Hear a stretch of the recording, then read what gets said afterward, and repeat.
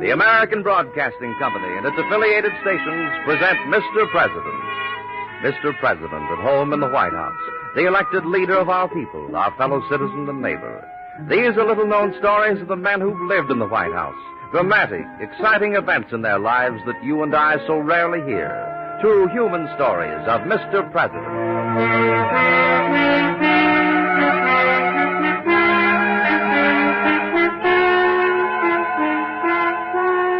Now, Edward Arnold as Mr. President. Let's visit him in the White House. It is Sunday, and the old mansion is resting quietly after a busy week. We walk through the great doors under the presidential seal, across the foyer, and down the long hall to the president's study. Come in. Sit down, won't you? You know, when you take on a new job, nothing helps more than knowing you have the confidence of the people who hired you. But when that job is being President of the United States and the people who hired you are the majority of the people, you must never forget that they can fire you as easily as they hired you. And the trust they have bestowed upon you can get you into a lot of trouble. Once it almost got us into a war. Which president was it? Well, later on I'll tell you. But meanwhile, you may be able to guess.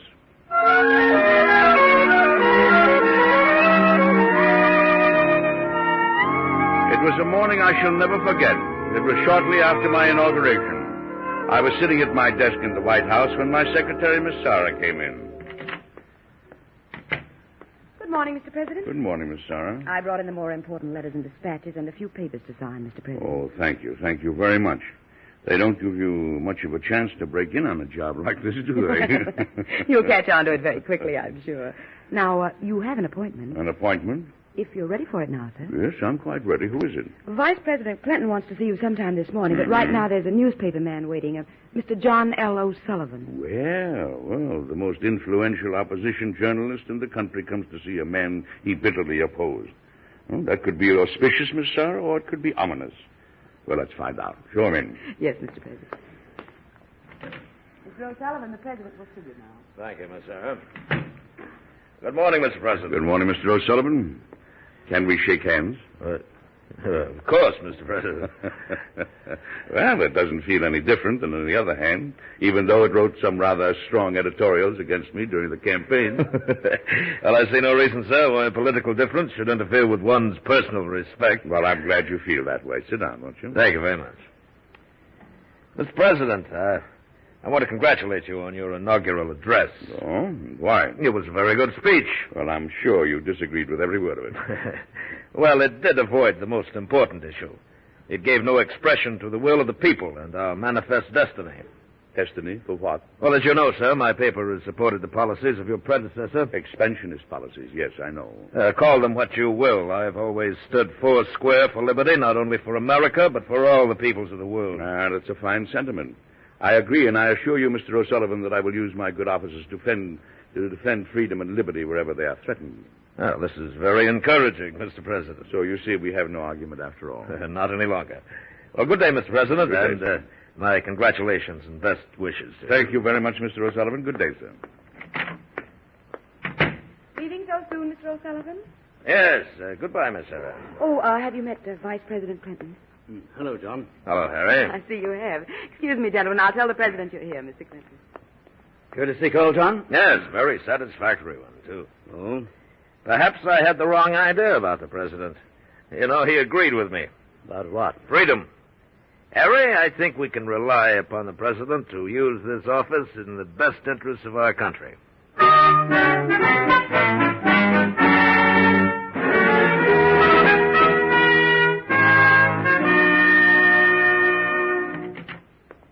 Mr. President, the British Charge d'Affaires is here. Oh, thank you, Miss Sarah. Come in, Mr. Crampton, will you? Good afternoon, Mr. President. I've been rather expecting you to call, Mr. Crampton. Good. Then I can come right to the point, Mr. President. You're aware, of course, that certain groups in your country are trying to organize a revolt in Canada against the mother country. Well, I've heard rumors. Mr. President, I know the previous administration was, expansionist-minded. Now, my government would like an expression from you on your attitude in this matter. Very well, Mr. Crampton. I consider our treaties a sacred obligation, and I am determined to enforce the neutrality laws of the nation to the utmost. I am determined to prevent the execution of any schemes of violence against Canada or any other country.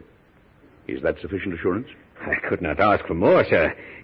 But may I convey such a fearless and determined policy to my government? By all means, Mr. Crampton. This is no secret policy. This is the firm neutrality stand of my administration.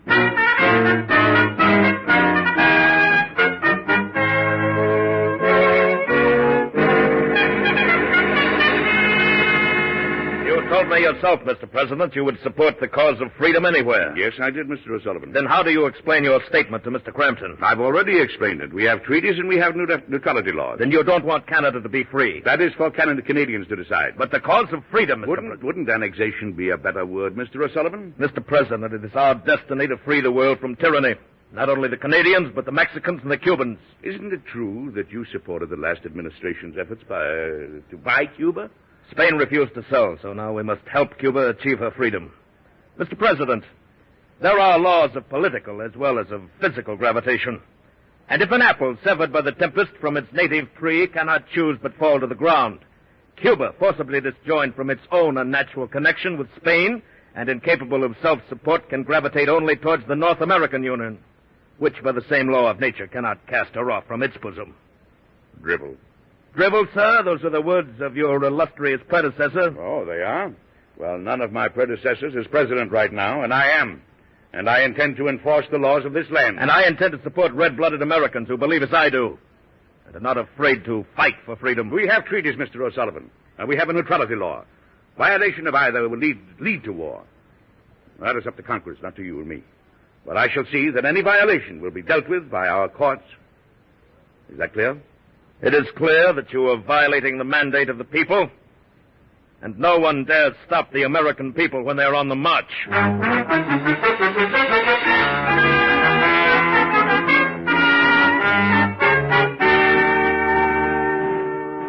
General Lopez, I have the word of my friend General Gonzalez here in New York that you are well qualified to lead this enterprise of ours. And my good friend General Gonzalez has assured me that you, Senor O'Sullivan, are a real patriot, and that I can trust in you. Yes, very well. Now, if I supply the ships, ammunition, equipment, and a sufficient number of American recruits, how sure can we be of our reception in Cuba? I, Narciso Lopez, give you my word, senor. Thousands of my fellow Cubans will arise at my signal. But, senor, what about your presidente? Will he not interfere? He won't dare. The people are behind your struggle. And if he did interfere, he'd be out of the White House next election, maybe before. After all, General, you don't think I would commit my newspaper and my fortune to your cause if I didn't think we could succeed. But these laws the Presidente speaks of... What can the President do if liberty-loving Americans, well equipped with guns, of course, should happen to board ships in this country and then run ashore in Cuba? Ah, yes. Oh, but one thing, senor. Please, could you keep these plans of ours out of your newspaper? Publicity, it is not very good for a revolution. General, the American people must be kept at a high pitch of patriotism. I understand, senor. This also helps to sell newspapers, no? The people are hungry to read what we have to say. They believe in our destiny, even if the President does not. Si, senor. Then I think I shall go at once to New Orleans. I will make all the arrangements. You will provide everything else that is necessary. Good. I'll go as far as Washington with you, General. I want to see the Vice President. Maybe I can get somewhere with him.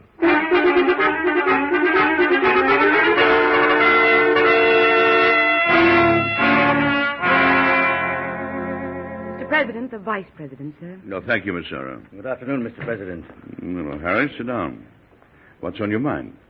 Mr. President, I want you to understand that no one has more respect for the laws of this nation than I have. Who said you didn't, Harry? I can understand why you felt it necessary to take the stand you did about the Canadian situation with the British charge d'affaires. Oh, didn't Mr. O'Sullivan like the stand I took about our neutrality laws? Mr. O'Sullivan is... I don't want to be presumptuous, Mr. President, but I don't think you can sit on the fence in such a vital issue. You are either for freedom or against it. Or I put it this way.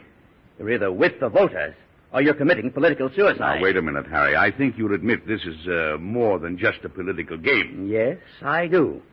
But what could be greater statesmanship or better politics than to side with the people, our own people, and millions more in South America? That's fine. If we can help these people to find freedom through negotiations and peaceful means, that's fine. But if you're suggesting that we take measures that will start a war in the name of liberty, a war in which we might lose our own freedom, just for a few votes, well, Harry, that might even be worse. It might be political suicide, yes, but it might be national suicide. May I say, Mr. President, that you contradict yourself. On the one hand, you say you stand for liberty, but on the other, you insist on finding reasons for not supporting it. Well, Mr. President, one man cannot stand in the way of liberty.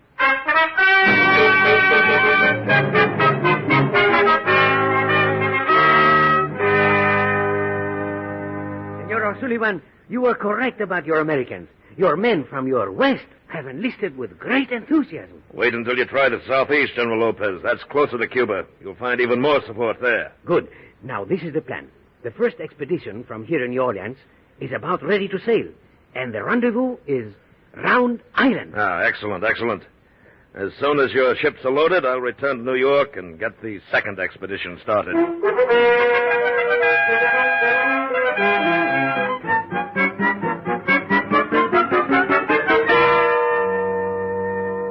Mr. President, I have an urgent message here from the New Orleans District Attorney. It's addressed to the Attorney General. He wants you to see it, sir. Oh, thank you, Miss Sound. General Narciso Lopez and an undetermined number of veterans preparing to sail from Island Rendezvous here. Destination unknown, but expedition is supplied with arms and ammunition. Under constant observation, but need force to prevent. Awaiting instructions, signed Logan Hunton, District Attorney, New Orleans. Miss Sarah, will you take a message, please? Yes, sir. To Commodore Parker, United States Navy, Pensacola. You are hereby ordered to dispatch forces immediately to New Orleans to stop at all costs Lopez military expedition and return American citizens involved to our jurisdiction by order of the Commander-in-Chief.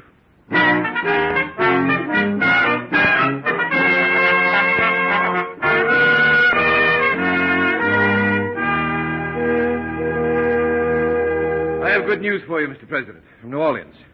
When Commodore Parker's ship arrived, the Lopez expedition gave up and scattered. Oh, that is good news, Jim. Better than I expected.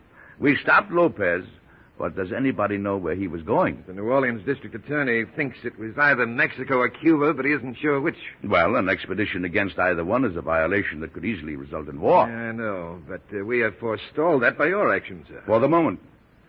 But we have to find out where Lopez planned to go. The next time he may slip through our fingers, out of our hands.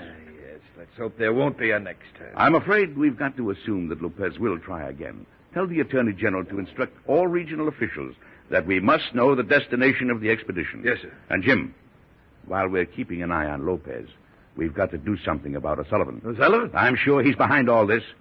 I only wish we could prove it. Well, there is one thing I can do. Jim, I'm going to call a cabinet meeting.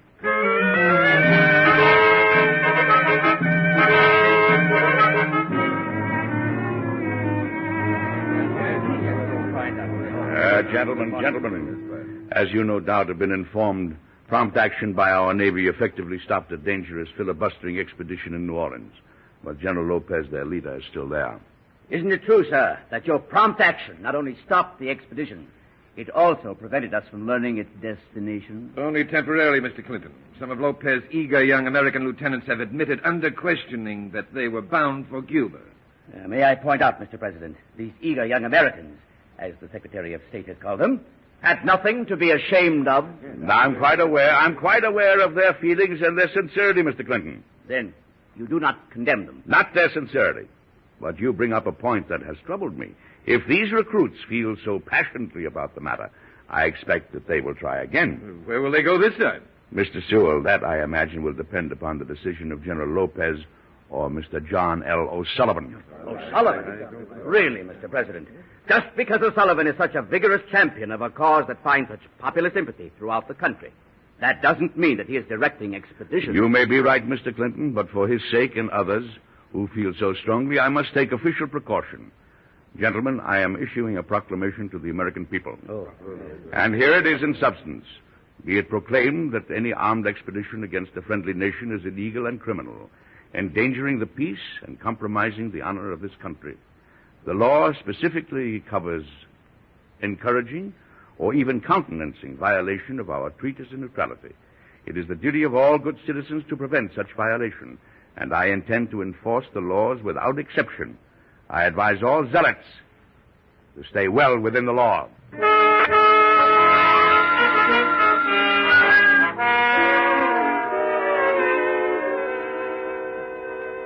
Alas, Senor O'Sullivan, you were no more successful in New York than I was in New Orleans. Well, if the president thought by his proclamation he could interfere with our plans permanently, he was mistaken. In fact, he himself has told us what to do. The Presidente?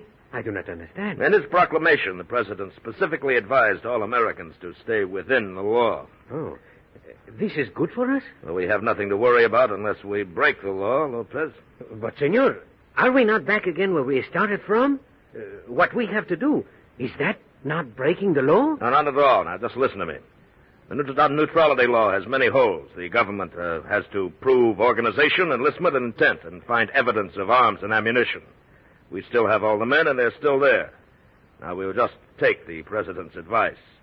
We'll give each man one rifle. One rifle? But, Senor... No, wait, General. Just wait. I told you we were going to be within the law.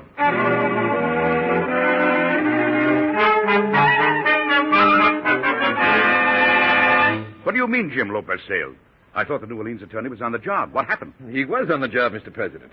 He made a complete check. But he had to allow the ships to clear the port. There was nothing he could do to stop them. Well, he stopped Lopez before. Why not this time? Lopez was obviously acting under expert legal advice. The Attorney General admits that the neutrality law is loosely drawn. You see, they claim to be emigrants. Emigrants?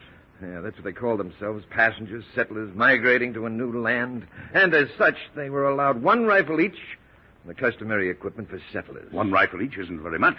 But once they cleared the port, they were provided with further supplies, smuggled out in small boats. In any case, they're at sea now and on their way to Cuba. Emigrants, huh? How many, Jim? Reports vary, sir. Over 1,000, no? Well, have a naval patrol called out for immediate duty, Jim, and order the naval commander at Pensacola to intercept the expedition. Pursue them all the way to Cuba if necessary. Notify the Spanish embassy, of course. Yes, Mr. President. And, Jim, I want the leaders, and I want them brought to trial.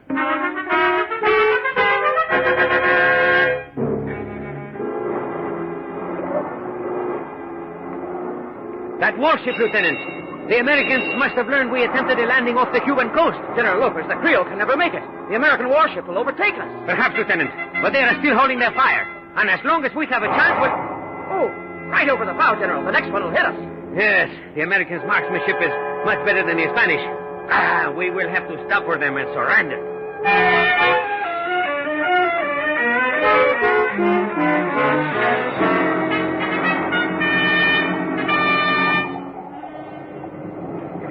Ahoy there, Creole! Stand by! Orders by Commodore Parker, United States Navy, to Narciso Lopez. Proceed under guard of this vessel to Key West, where you will stand trial as leader of an illegal armed expedition.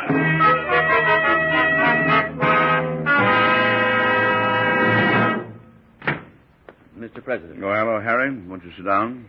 It'll only take me a moment, Mr. President. I suppose you've come to tell me I was wrong in having Lopez brought to trial. He was acquitted, wasn't he? Mm-hmm. If you had listened to me, you could have expected that decision. I did expect it. Then why did you bring to trial if you knew that no American jury would convict a man for leading such a popular cause? Mr. Clinton, it is my duty to enforce the law.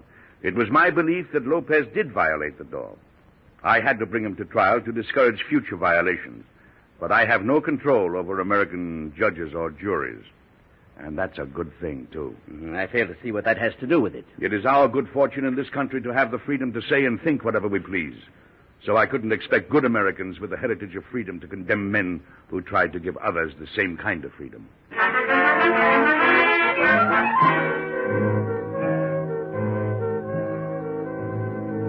Secretary of State would like to see you. Fine. Come in, Jim. I have serious news, sir. Well?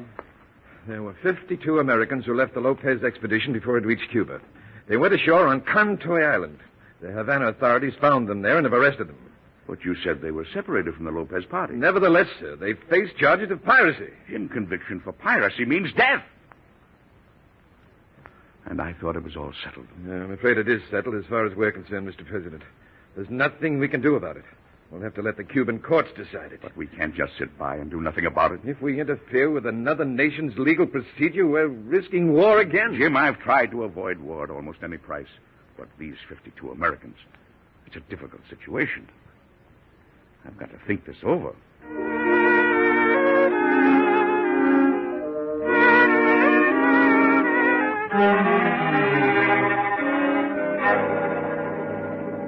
Mr. President. Mr. O'Sullivan, I'm sure this isn't another courtesy call. Not exactly. I simply wanted to congratulate you on your failure. Failure? You succeeded in part. You broke up an attempt to free an oppressed people, just so you could prove yourself right. But that's where you failed. And just how did I fail? You know as well as I do, the court decided in our favor. Yes, they did. And now American citizens have been captured and will be sacrificed because of your action. What do you propose to do about that? I don't know, Mr. O'Sullivan. What do you propose I do about it? That's why I ask you the question, sir. You can do nothing. You yourself have convicted these men. Thank you. Thank you, Mr. O'Sullivan. What? You have just helped me to make an important decision. And now, good day, sir. Good day, Mr. President. Oh, Miss Sarah? Yes, Mr. President? Get the Secretary of State over here right away.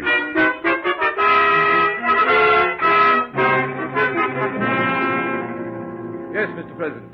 Jim, you told me we could do nothing about our men who were captured. Yes, I did, sir. O'Sullivan was just here to see me. He says there's nothing we can do about them.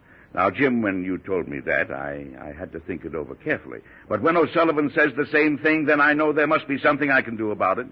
Because he doesn't want me to do anything about it. I'm afraid I don't follow your reasoning, sir.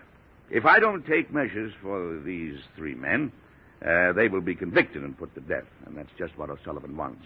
With the temper of the people being what it is, it'll guarantee war. But what do you plan to do, Mr. President? Call the cabinet together at once.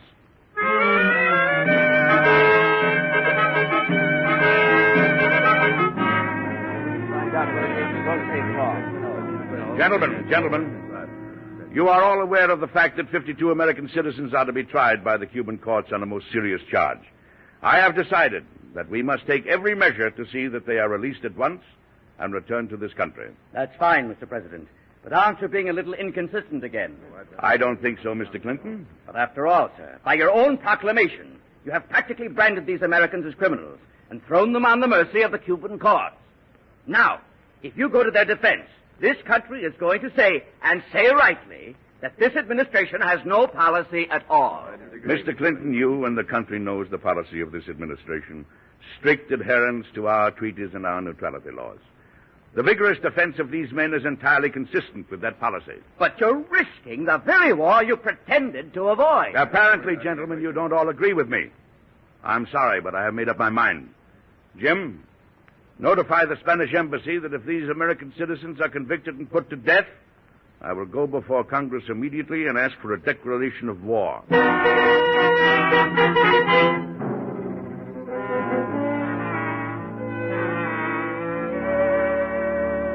President, can't I get you something to eat? No, thank you, Miss Sarah. I'm not hungry. I'm still working on my message to Congress. I wish there was something I could do. Miss Sarah, everybody has told me what he thinks except you. Why, Mr. President, Do you think I'm so inconsistent? all I know is that you haven't eaten properly for days, and you're ruining your health, and you... That doesn't answer my question. Don't worry about it, Miss Sarah. Mr. President. Jim, I've been waiting for you. Has there been any verdict? Yes, sir. 49 of the defendants were acquitted by the Havana courts. 49? What about the other 3? Guilty. It's ridiculous. In each case, the evidence was the same. Oh, the Spanish authorities must be trying to save face. Obviously, they think we'll settle for 49. They don't realize that 3 American lives are as important as 52. Jim, inform the Spanish government that I haven't budged an inch. Our original demand still stands. Acquittal and release of every one of those American citizens, or war!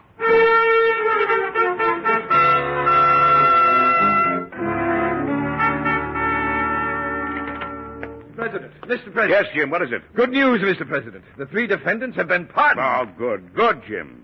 Spain must have realized that we meant what we said. Oh, I'm so glad, Mr. President. Oh, Jim, it looks like we solved 2 important problems. Now I can tear up my war message to Congress, which, of course, pleases me greatly. Now, would you answer my question, Miss Sarah? Which question, sir? Whether you believed I was being so inconsistent.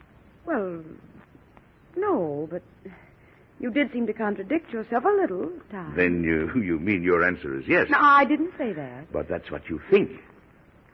Miss Sarah, I said all along that we would enforce our laws. We did. Those young Americans who were captured didn't violate our laws. They had already separated from the expedition. Oh, I see. Our own American courts had found the leaders of the expedition not guilty. Yet the Cuban courts were trying to convict men who didn't actually participate at all. So what was inconsistent about what I did? Well, nothing. Nothing, now that it's all over. But it seemed at times. That's just it, Miss Sarah. It seemed. You know, when you keep your eye on a straight line long enough, after a while you begin to think it's wavering. But that's only what you think, Miss Sarah. Actually, the line stays straight all the time.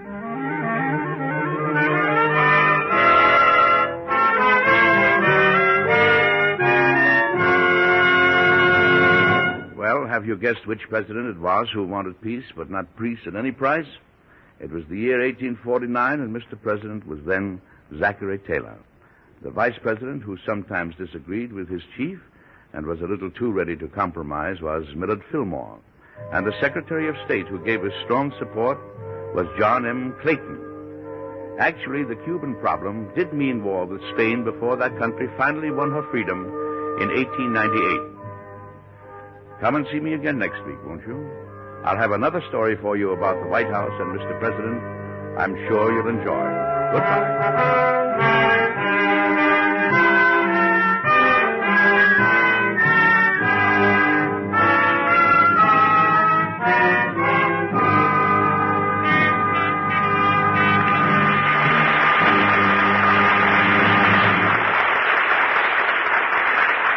Appears as Mr. President by arrangement with Metro-Goldwyn-Mayer. Producers of Sinclair Lewis cast Timberlane, starring Spencer Tracy, Lana Turner, and Zachary Scott.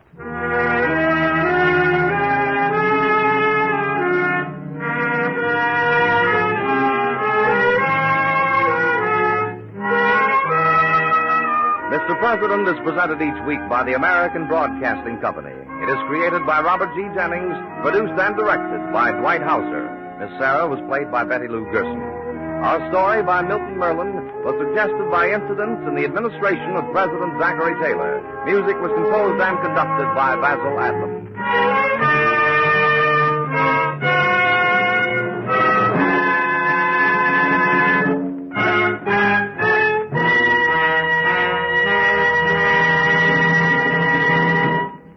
Be sure to listen again next week when Edward Arnold brings you another story of Mr. President. Now here's a special program note. Beginning next Sunday, February 1st, Mr. President will be heard a half hour later, 11:30 to 12 noon, over most of these same ABC stations. This is ABC, the American Broadcasting Company.